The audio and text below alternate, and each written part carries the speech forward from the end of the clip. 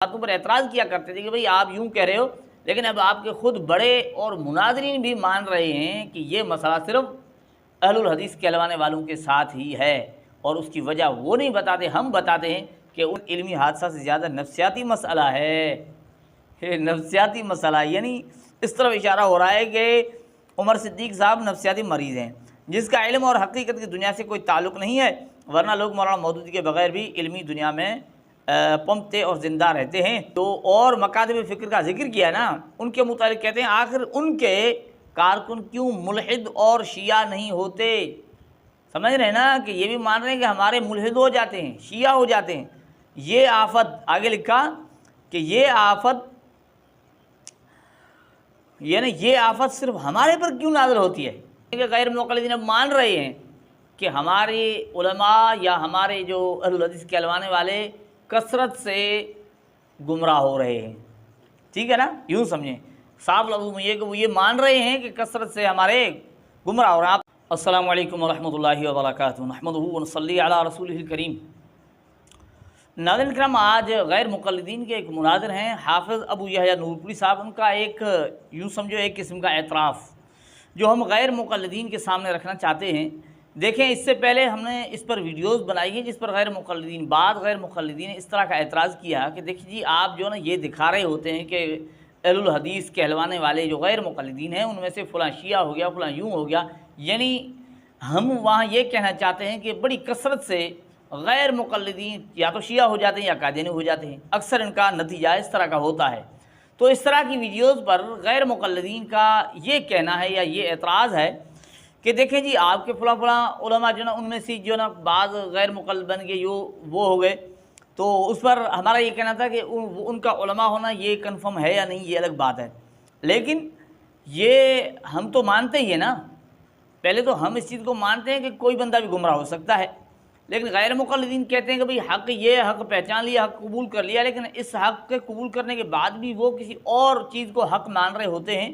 ہم ان کو یہ سمجھانا چاہتے تھے، اور دوسری بات یہ سمجھانا چاہتے تھے کہ بڑی کثرت کے ساتھ غیر مقلدین جو ہے نا وہ آگے جا کر شیعہ یا قادیانی بن جاتے ہیں۔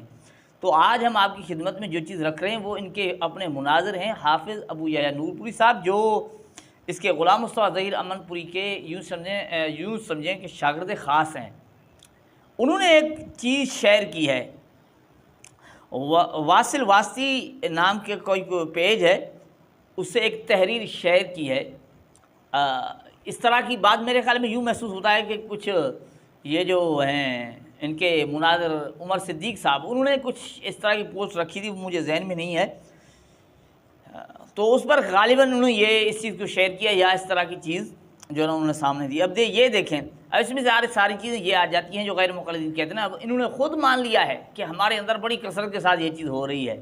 بڑی زبردست بات ہے کہ بھئی ہمارے صاف لفظوں میں یوں سمجھیں کہ غیر مقلدین اب مان رہے ہیں کہ ہمارے علماء یا ہمارے جو اہل الحدیث کہلوانے والے کثرت سے گمراہ ہو رہے ہیں، ٹھیک ہے نا؟ یوں سمجھیں صاف لفظوں میں یہ کہ وہ یہ مان رہے ہیں کہ کثرت سے ہمارے گمراہ ہو رہے ہیں۔ آپ تحریر دیکھ لیں، یہ دیکھیں، اس کو شیئر کیا ہے واصل واسطی نام کی کوئی پیج ہے۔ اب دیکھیں کیا لکھا ہے کہ احساس محرومی، ہمارے کچھ احباب مسلسل اس محروم کا اظہار کرتے ہیں اور اس بات کا بار بار اور مختلف پیرائیوں سے بیان کرتے ہیں کہ ہمارے یعنی اہل حدیث کے پاس مولانا مودودی جیسا قداور عالم نہیں ہے جیسے عرب و عجم دونوں یکساں جانتے اور مانتے ہوں۔ اگر ہم نے ان کی کتابوں سے اپنے کارکنوں کو محروم کر دیا تو پتہ نہیں ہم کس پستی اور قہر مذلت میں جا گریں گے۔ مگر مسئلہ یہ ہے، نمبر ایک کہ مولانا مودودی تو دیوبندیوں کے دونوں دھڑوں کے پاس بھی نہیں، نمبر دو بریلویوں کے مختلف گروہوں کے پاس بھی تو نہیں ہے، نمبر تین رافضیوں کے پاس بھی مولانا مودودی جیسا عالم نہیں ہے، نمبر چار ندویوں کے پاس بھی مولانا مودودی نہیں ہے، نمبر چار فراہی مکتب والوں کے پاس بھی مولانا مودودی کے مساوی کوئی عالم نہیں ہے، نمبر پانچ احمدیوں کے پاس بھی مولانا مودودی نہیں ہے، بلکہ ان سب کے پاس ان کا کوئی متبادل بھی موجود نہیں ہے۔ آخر وہ کیسے علمی اور فکری دنیا میں زندہ و تابندہ ہے؟ ان میں سے اکثر مکاتب کے بڑے مشائخ اپنے کارکنوں کو مولانا مودودی کی کتابوں سے ہمارے احباب کی طرح منع بھی کرتے ہیں اور شعوری طور پر دور رکھتے ہیں۔ آخر ان کے کارکن کیوں ملحد اور شیعہ نہیں ہوتے؟ سمجھ بات آ رہی ہے؟ یہ کہتے ہیں کہ ان کے یعنی یہ جو انہوں نے جو اور مکاتب فکر کا ذکر کیا نا، ان کے متعلق کہتے ہیں آخر ان کے کارکن کیوں ملحد اور شیعہ نہیں ہوتے؟ سمجھ رہے ہیں نا کہ یہ بھی مان رہے ہیں کہ ہمارے ملحد ہو جاتے ہیں، شیعہ ہو جاتے ہیں۔ یہ آفت آگے لکھا کہ یہ آفت یعنی یہ آفت صرف ہمارے پر کیوں نازل ہوتی ہے؟ ناظرین دیکھیں، اب ان کے مناظر بھی مان رہے ہیں کہ یہ آفت ہمارے اوپر نازل ہوئی ہے کہ ہمارے جو ہے نا کوئی یعنی ملحد ہو رہے ہیں، شیعہ ہو رہے ہیں، اوروں کے نہیں، بریلویوں کے نہیں ہو رہے، دیوبندیوں کے نہیں ہو رہے، اوروں کے پاس یہ مسئلہ نہیں ہے، یہ آفت صرف ہمارے پر کیوں نازل ہوتی ہے؟ اور وہ لوگ کیوں اپنے مکاتب کے اکابر اور مشائخ پر چڑھائی اور تنقید نہیں کرتے؟ کہتے ہیں وہ تو نہیں کرتے، ہمارے آئے دن اپنے جو ہے نا اکابرین پر چڑھائی کرتے ہیں، فلاں کافر تھا، فلاں گمراہ تھا، ٹھیک ہے، اور کیوں ان کی علمی خدمات کی تحقیر و توہین نہیں کرتے؟ اس سے معلوم ہوتا ہے کہ یہ در حقیقت علمی حادثہ سے زیادہ نفسیاتی مسئلہ ہے۔ یہ نفسیاتی مسئلہ یعنی اس طرف اشارہ ہو رہا ہے کہ عمر صدیق صاحب نفسیاتی مریض ہیں، جس کا علم اور حقیقت کی دنیا سے کوئی تعلق نہیں ہے، ورنہ لوگ مولانا مودودی کے بغیر بھی علمی دنیا میں پنپتے اور زندہ رہتے ہیں اور رہ سکتے ہیں، اور پورے قد اور قوت سے زندہ رہتے ہیں اور رہ سکتے ہیں۔ ہمارے ان نازک مزاج اور لطیف العواطف احباب کو بھی آنکھیں کھولنے کی ضرورت ہے۔ ہمارے اکابر و مشائخ کے پاس بھی اتنا کچھ موجود ہے کہ ہم صدیوں تک ہم اس سے اپنا دعوتی و فکری کام تحریک چلا سکتے ہیں۔ ناظرین یہ تحریر ہم نے آپ کے سامنے رکھی ہے، یہ حافظ ابو یحییٰ نورپوری صاحب ہیں، یہ اس چیز کا اعتراف کر رہے ہیں، غیر مقلدین کے مناظر ہیں، غلام مصطفیٰ ظہیر امنپوری کے شاگرد ہیں، یہ اس چیز کو مان رہے ہیں کہ یہ آفت ہمارے اوپر ہی نازل ہے۔ کون سی؟ کہ ہمارے کثرت سے ملحد ہو رہے ہیں، شیعہ ہو رہے ہیں۔ اب ناظرین ہم غیر مقلدین کو یہ بتانا چاہتے ہیں کہ آپ ہماری باتوں پر اعتراض کیا کرتے تھے کہ بھئی آپ یوں کہہ رہے ہو، لیکن اب آپ کے خود بڑے اور مناظرین بھی مان رہے ہیں کہ یہ مسئلہ صرف اہل الحدیث کہلوانے والوں کے ساتھ ہی ہے، اور اس کی وجہ وہ نہیں بتاتے، ہم بتاتے ہیں کہ انہوں نے ائمہ مجتہدین کی پیروی چھوڑ دی، ائمہ مجتہدین کو تحقیق یعنی ان کی تحقیق کو چھوڑ کر خود محقق بنے، اور جو نا اہل محقق بنتا ہے تو ظاہری گمراہی ہوتا ہے۔